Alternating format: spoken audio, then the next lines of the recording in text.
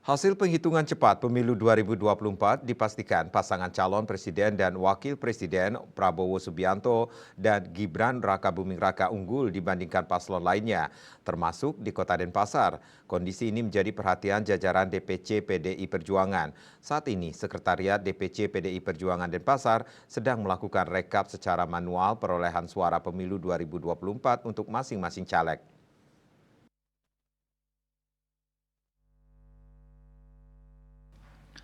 Sekretaris DPC PDI Perjuangan Kota Denpasar EKD Agus Aryawibawa mengatakan melihat kondisi awal saat ini target minimal yakni penambahan 2 kursi di DPRD Denpasar kemungkinan bisa tercapai.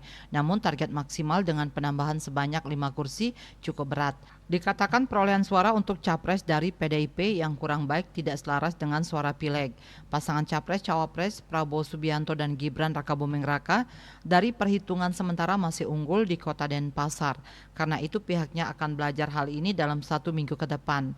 Pola kerja akan diubah untuk mengamankan suara di pilkada mendatang, apalagi pilkada serentak berdekatan dengan pilpres serta pileg merupakan barang baru bagi semua partai politik.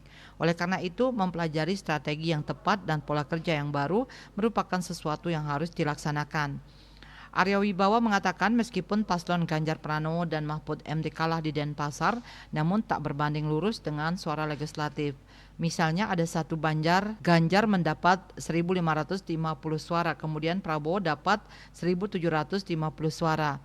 Namun dalam pemilihan legislatif malah terbalik, PDIP unggul 1.800. Ia pun menilai dalam pemilihan legislatif masyarakat masih cenderung memilih PDI Perjuangan. Sementara dalam perhelatan Pilpres masyarakat Denpasar cenderung memilih paslon 2. Pihaknya masih optimis jika PDI Perjuangan bisa mencapai batas minimal perolehan kursi di Dewan. Target minimal dalam pileg ini ada tambahan 2 kursi. Saat ini jumlah kursi PDIP di DPRD Kota Denpasar sebanyak 22 kursi. Asmara Putra, Bali Post melaporkan.